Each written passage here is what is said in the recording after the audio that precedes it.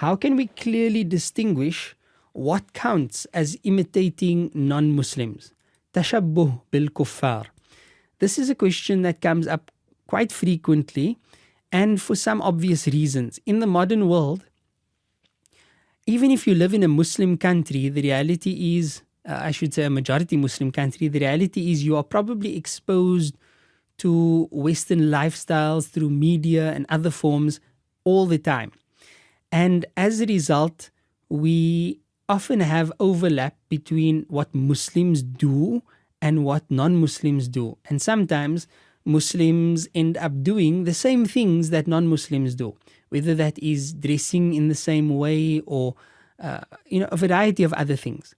Now the question is, when the Prophet ﷺ said, "Man tashabbaha biqawmin fahuwa minhum," whosoever imitates a people, he is of them, then to what extent is this applicable? Does this mean if I speak like a non-Muslim that I'm a non-Muslim? Does it mean if I dress like a non-Muslim that I'm a non-Muslim? And so on. And we can ask an unlimited number of questions about this. So what are the parameters in knowing when imitating non-Muslims is genuinely problematic? So there is a general set of guidelines. The first rule is, if it is done out of veneration and esteem for their non-Islamic beliefs or practices. So let's say somebody starts wearing the uniform of a particular group of Christians or a particular group of Jews or any other religion, but wearing it as a point of pride, as a point of, this is, these people, and you're wearing it to respect them and their way of life, and you're celebrating it. Then this is, of course, not only problematic because you are succumbing to their way of life, but it's problematic because you are practically endorsing it and promoting it and considering it as the better option.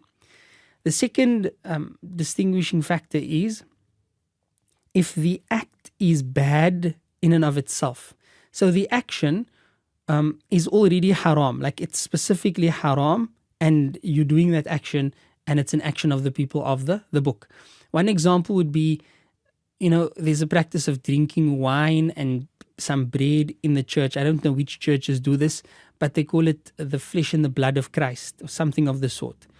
Now, if a Muslim goes and he drinks wine and some bread and he says that this is the flesh and blood of Muhammad sallallahu alaihi wasallam, wal-iyadhu billah, as an imitation of this practice. Now, the practice already is unlawful. The practice in and of itself is haram. Then on top of it, you are doing so to imitate another group. So that's a clear sign of this type of imitation being unlawful. Then the third, this is, I think, is the most common form.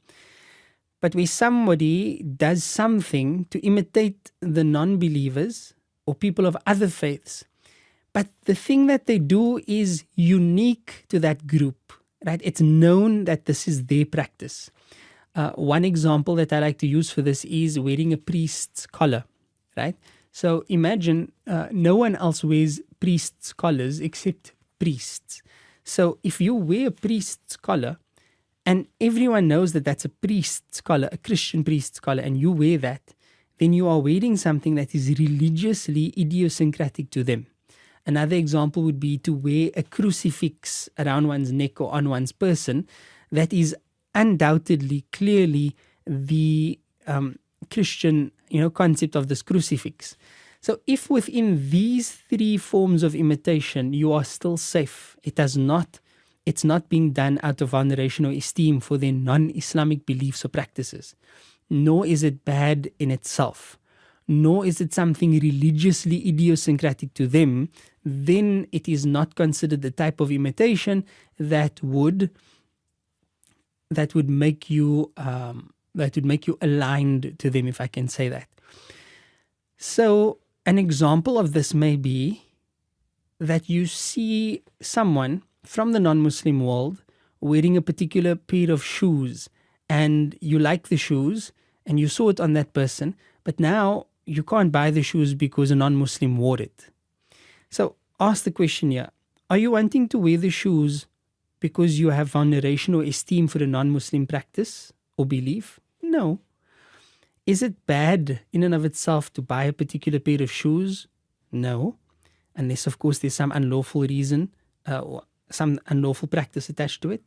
And then number 3, is it something religiously idiosyncratic to them? No. So whether it's a suit or a pair of shoes or a tie or a shirt or any of these everyday things, while they may in fact be a practice of non-Muslim people predominantly because maybe it originated with them, if it is not a problem in light of the 3 facts that we mentioned, then it won't be a problem to don that or to engage in that practice, because it wouldn't be imitating the non-believers in the way that was prohibited by Rasulullah sallallahu alayhi wa ala alihi wa sallam. So we should also be very careful of throwing this around as an accusation and saying, look at these Muslims, tashabbu bil kuffar, they are trying to be like the disbelievers. Why? Because they're wearing shirts and ties and suits. That's not a very fair condemnation. In fact, on Seekers Guidance Answer Service, we have many answers related to this question and this type of thinking, and the question of clothes of the people where you are from or where you live. Are there any guidelines or is there any problem with wearing clothes that are not necessarily that are not identified as Muslims clothing? And you can find the details there on seekersguidance.org bi'idhnillahi ta'ala, along with thousands upon thousands of other questions and answers that have been well researched, written, checked and rechecked by other scholars.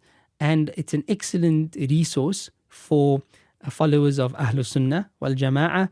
For many resources online are filled with answers that are either not verified, not according to a specific school of thought, and this creates a lot of confusion. So do utilize these beneficial resources bi'idhnillahi ta'ala.